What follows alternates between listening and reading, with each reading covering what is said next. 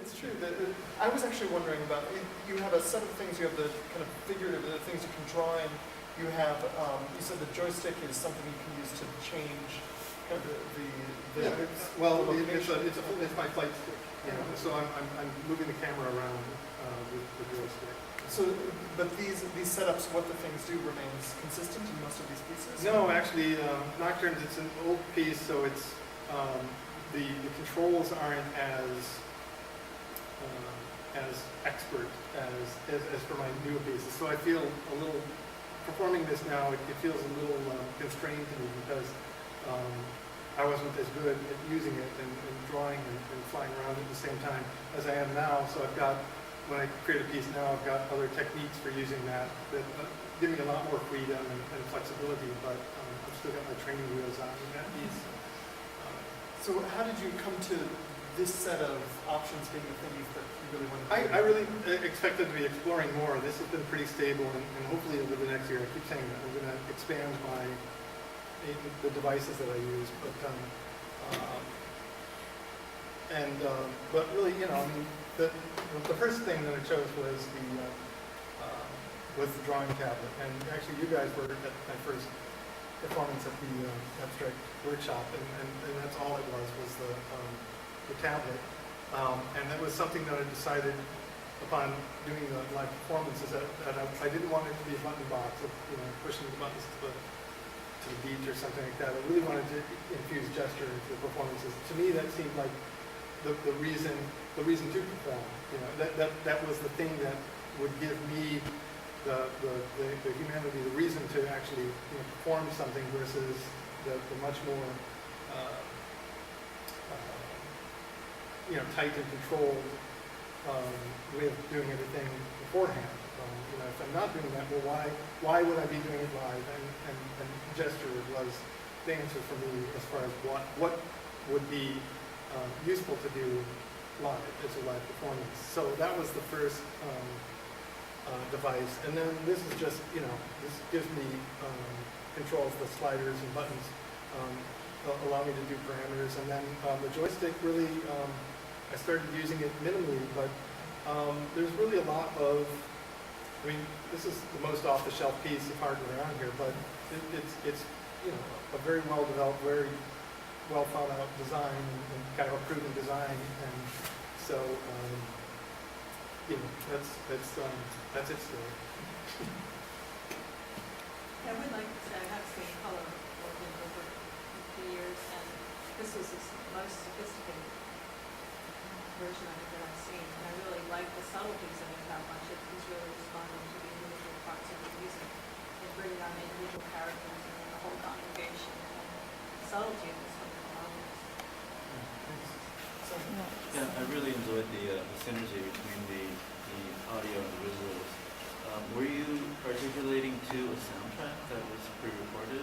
Yeah, most of the soundtrack was pre-recorded, except for the beginning of Nocturnes. The flute phrases were individual phrases that I'm triggering the whole kind of script. So I'm able to kind of pull that and kind of be a little more elastic with the timing of that. And then and then in Nocturnes, the different sections of music are triggerable, so I can kind of go from one section to the other and as well kind of extend or shorten the overall piece. And then color organ, that's you know, that's the piece of music. That's you know what it is. It's a composed piece of music, and so I perform to that. But even then, there's and that's my electrified version of it. But even then, I'll find different things that I can accent in the music. There's you know, I mean, it's a very, you know, repetitious kind of arpeggio patterns going on, but there's little accents in there, and sometimes I play, you know, I go to those accents that are in the score, but other times I accentuate other things, and I have a lot of fun kind of playing with what part of the music, whether it's the left hand or right hand, I want to accent. So to me, it's still a lot of fun. I'm still playing with how to perform that piece. By saying accenting, are you playing with the volume envelopes? Or no, pressure control mostly, but as well the size or the, you know, the quality of the stroke is mostly what I do there. I think I'm controlling colors and various things, but mostly that's on my left hand. But in that case, you're accenting visually. The audio is. Yeah, the audio is right. The audio is right. The audio is fixed. Please go ahead, Jim. So the audio itself, there isn't any kind of direct triggering outside of you yourself live.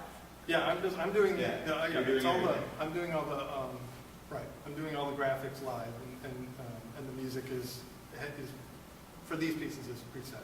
But it's again, there's a lot of variability for how I do things in general. But for these pieces, it's fixed music and just sort of my script, if you will. With your other pieces that you perform live, do you ever use any kind of automation? A lot of DJs, for example, will like I was talking about before, that one piece, that installation piece was called Parallel. Yeah. There was some filtering of the drum track to make the geometry expand. Oh, right. That sort of thing, or is it because all of this seemed just you were all on top of it, and if none of it was automated in that respect? I mean, Well, there's yeah. I understand that there's certain probably like some presets that you Yeah, go to yeah. for your tools, so that your tool Sure. set ships Right. and so forth. And you know, I mean, I guess, well, you know, that's sort of your. I mean, you know, when I draw, it causes things to happen on the computer, and that's automation, I guess. You know, so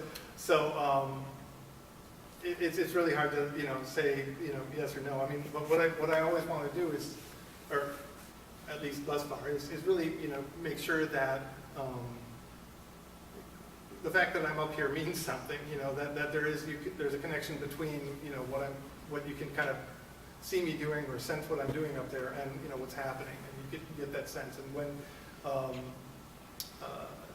and I think when that's lost, I think that there's something lost about if you could forget that it's not happening live, then you're kind of lost. And that happens in a lot of different. I mean, in music as well. I mean, you can have a performance where you can't tell what electronic or acoustic. You can't tell what, especially amplified acoustic or whatever. You can't tell what the people on stage are doing, or what's that keyboard is doing. I don't hear a keyboard, or whatever. And that can kind of get lost in there.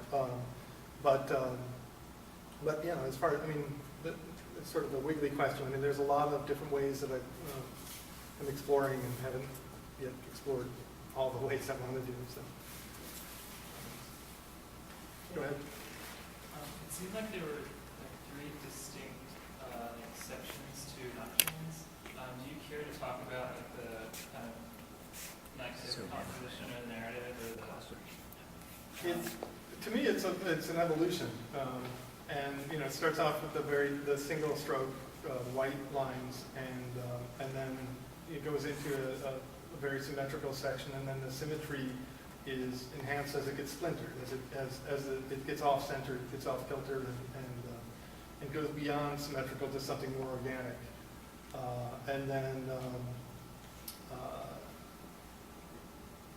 that's kind of the blue, the underwatery kind of feel is that, and then and that's really the evolutionary kind of section, and then the last part I just kind of see as more of a dance and having fun with with painting. It's really just to kind of combine all of these things together and kind of show how the elements all kind of come together. When I first did that piece, the planet painting section was not in there, and to me that just seemed to be a way of kind of connecting these things together and kind of having a better finish. And as well, it kind of told me what the piece was about, because what I like to do is just go with an idea and let what the piece is about fall out of it. And fortunately, with that piece, I was able to kind of change my mind. In a sense, I still perform it, and it's still something that I can play with. I can change my mind and say, okay, now it's about this, or there's that freedom as well for being able to perform something about it.